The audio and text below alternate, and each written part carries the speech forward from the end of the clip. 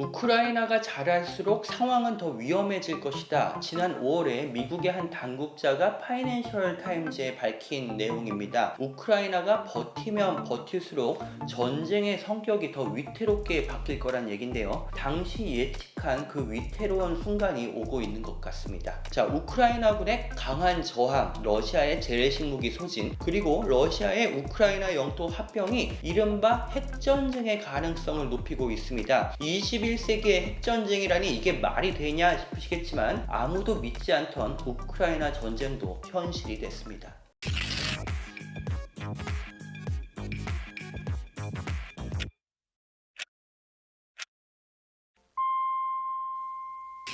안녕하세요. 서울경제신문 워싱턴 특파원 윤호우입니다. 데자비라는 말이 있습니다. 이 처음인데도 이미 본 적이 있거나 경험한 적이 있다고 느끼는 이상한 느낌을 말합니다. 최근에 조 바이든 대통령, 토니 블링컨 미 국무장관, 그리고 제이크 설리번 미 국가안보 보좌관이 이 러시아를 향해서 핵무기를 사용하지 말 것을 엄중히 경고하고 있는데요. 이 설리번 보좌관은 러시아의 비공식 채널로 핵무기를 사용할 경우 재앙적 결과에 직면할 것이라고 경고했습니다. 이 장면이 불과 몇 달 전에 우크라이나 전쟁이 일어나기 전이랑 좀 흡사합니다. 미국 내에서 상당한 반향을 불러일으킨 보도가 있습니다. 바로 워싱턴 포스트의 러시아 스캔블, 우크라이나 전쟁의 막전 막후를 다룬 대단한 탐사 보도입니다. 제가 여기서 자세한 내용을 소개시켜드리긴 힘들지만 한번 꼭 읽어보실 만합니다. 여기서 보면 미국이 러시아의 우크라이나 침공을 확신한 게 지난해 10월 전쟁이 일어나기 약 4개월 전이고요. 그로부터 두어 달 후부터 아무도 믿지 않았던 러시아의 우크라이나 전면 침공 가능성을 거론하기 시작했습니다.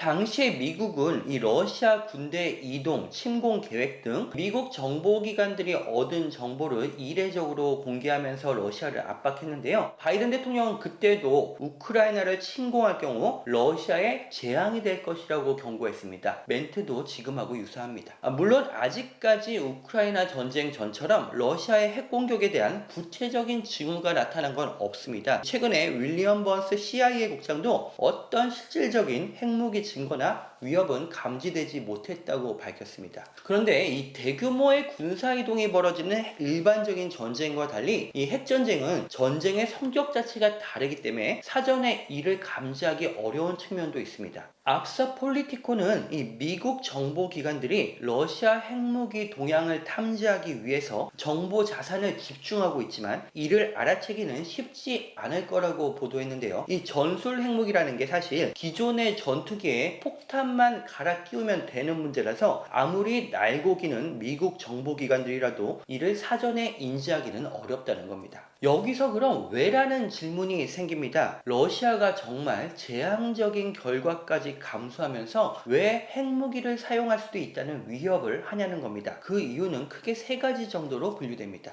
첫째는 예상치 못한 우크라이나군의 선전입니다. 이 러시아가 수도 키이우 공략은 이미 포기한 지가 오래됐고요. 동북부의 영토들을 점령하긴 했지만 우크라이나군의 반격이 계속 거셉니다. 이 서방의 지원을 받는 우크라이나와 달리 러시아는 언제까지나 전쟁을 계속할 수는 없습니다. 우크라이나를 굴복시키기 위해서는 강력한 한방이 필요합니다. 두 번째 이유도 비슷한 맥락인데요. 무기와 재원의 소진입니다. 이 앞서 미국 국방부는 러시아가 탄약을 구하기 위해서 북한과 접촉한 징후가 있다고도 밝혔는데요. 이 미국의 가장 삼엄한 감시를 받고 있는 북한과 접촉했다는 이 사실 자체가 러시아의 재래식 무기가 완전히 한계에 부딪히고 있다는 걸 입증합니다. 러시아군 전문가들은 올 연말이면 그 러시아 지상군의 전력이 사실상 소진될 것으로 보고 있습니다. 세 번째는 조금 다른 이유인데요. 이제 러시아가 자국의 영토 방어를 위한 전쟁을 시작했다는 겁니다. 자, 이게 무슨 얘기냐면요. 지금까지 우크라이나 안에 있는 러시아계 주민들을 보호한다면서 특별 군사 작전을 벌여왔다면 앞으로는 우크라이나 영토를 자국의 영토로 편입해서 이 영토를 지키는 전쟁을 한다는 겁니다. 이미 푸틴 대통령의 주도 아래 강제적인 주민 투표와 영토 합병 절차가 진행되고 있는 상황입니다. 결국 러시아가 우크라이나의 이 영토들을 자신의 영토로 규정한다면 이를 지키기 위해서 핵을 사용할 수 있다는 명분을 내세울 수 있는 겁니다. 자, 그럼 실제 핵 전쟁이 벌어진다면 그 양상이 어떻게 될까요? 미국의 안보 전문가죠. 조셉 시린시온이 최근 워싱턴 포스트에 분석한 세 가지 시나리오가 있습니다. 첫째는 이 과시용 핵무기 발사, 즉 흑해나 이 돈바스에 인적 없는 곳에 이 핵무기를 떨어뜨려서 위협을 한다는 건데요. 하지만 서방 지형과 우크라이나가 여기에 그렇게 굴복할 것 같지는 않습니다. 가능성은 조금 낮은 시나리오라고 볼 수 있습니다. 둘째는 이른바 전술 핵무기, 소형 핵무기를 동원하는 건데요. 보통 10에서 20킬로톤의 핵무기를 말한다고 합니다. 1945년에 일본 히로시마에 떨어진 게 15킬로톤이었습니다. 이걸 특정 지역, 예를 들어서 수도 키이우 같은 곳으로 발사할 경우에 우크라이나 지도부를 괴멸시킬 수 있을 겁니다. 마지막은 러시아가 나토 국가에 직접 핵공격을 하는 겁니다. 장거리 미사일이나 순항 미사일로 유럽 국가들을 파멸시키면서 사실상 대규모의 핵전쟁을 일으키는 겁니다. 물론 세 가지 모두 아직까지는 현실 가능성이 낮기는 합니다. 특히 대규모 핵전쟁은 러시아도 지도에서 사라지는 게임입니다. 하지만 소규모의 전술핵 공격에도 서방 진영이 직접 전쟁에 뛰어들 것이냐, 이건 조금 생각해볼 문제이긴 합니다. 자, 앞서 푸틴의 최측근이죠. 메드베데프 러시아 국가안보회 부의장은 러시아가 우크라이나에 핵무기를 사용하더라도 미국과